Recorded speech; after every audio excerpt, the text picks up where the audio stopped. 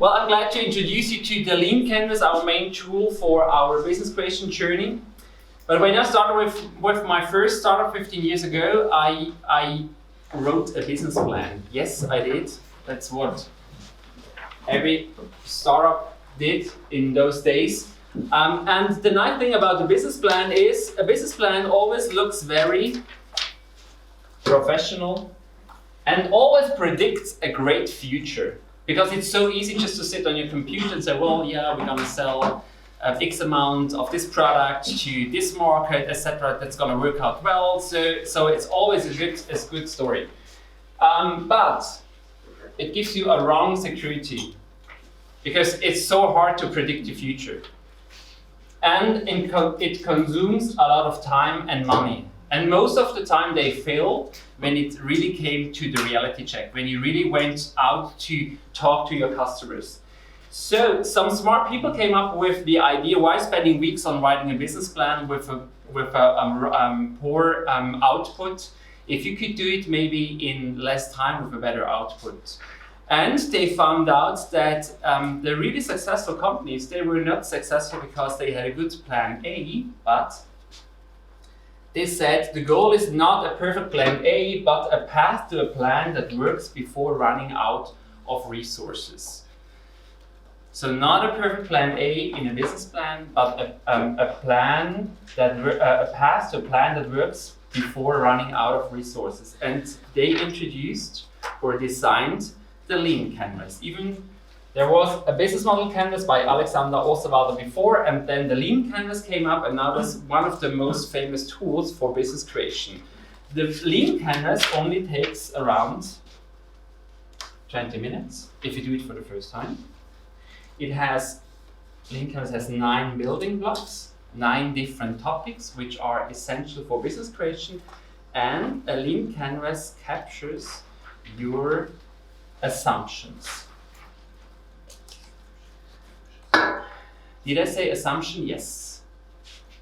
There are no facts inside in this room. If you have an idea, that's not a fact. It's just your assumption. It's this assumption that maybe there's a group of people, they would love to buy the products you have in mind. But that's not a fact. It's just an assumption. So the Lean Canvas helps us to capture and order all the assumptions which you have in your mind. And then we go and make 3 steps.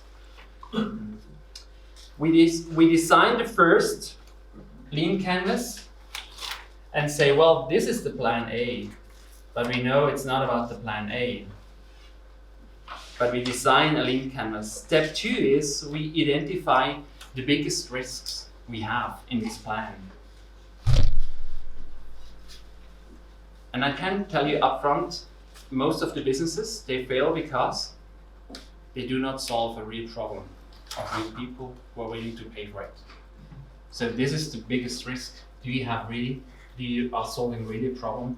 And then you're gonna test your plan and you're gonna iterate and improve it. And maybe at the end, it's a plan E, F, G, or whatever, which gonna work and which is gonna make your business successful.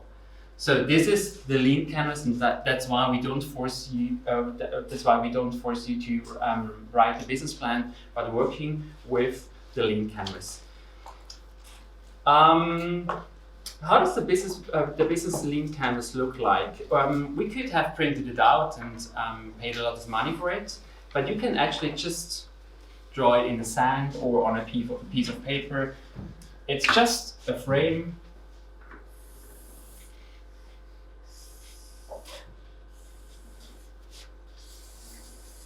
And then here we have a bottom section, and then you divide it nicely, and then you draw 2,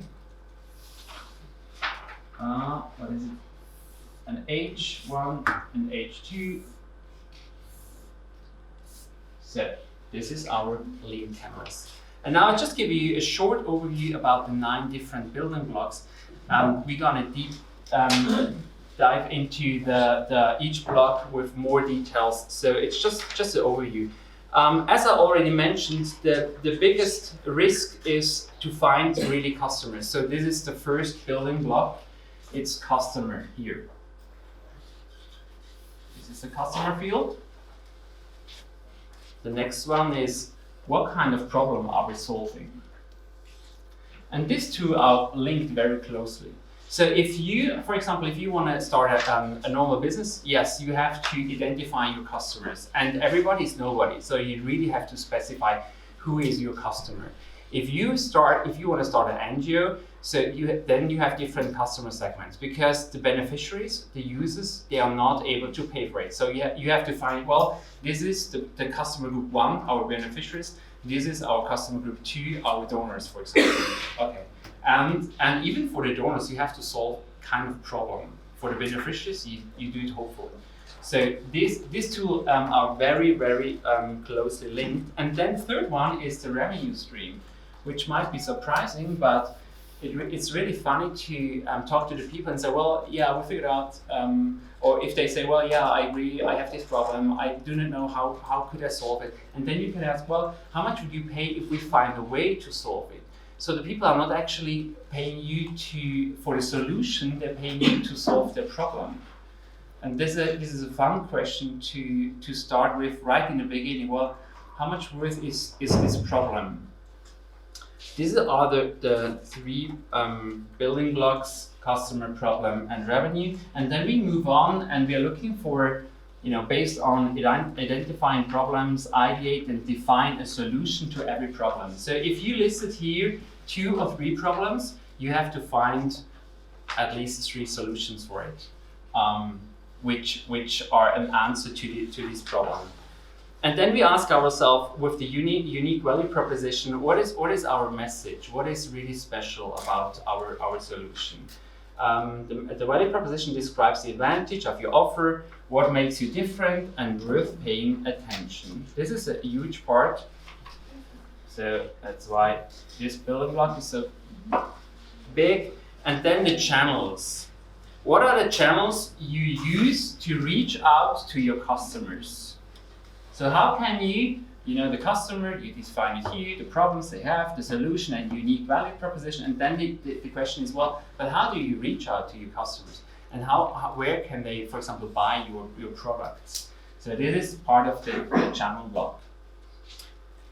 And then the key metrics, to understand if your idea and your business works well, you have to define key metrics. And that's not just, well, in 5 years' time, we want to, selling so many products. No, it's maybe in 3 months, we want to be there. So simple key metrics that you can track your progress. Key metrics here. And then we have the cost structure here. List the most important costs for your offer. This might influence the pricing as well. And listen, if you figure out that the costs are bigger than the revenue, then you have a real problem. So these 2 blocks are fun parts as well to figure out, okay, are we able to really make money with this business or not? And then the last block is what we call unfair advantage. What makes you unique? What can nobody else do what you do? So this is linked to who you are, with your strengths or values. What is just so special that even somebody else would do the same? Your customers, they would never change. They would never go to this other store or to this other person. So your unfair advantage.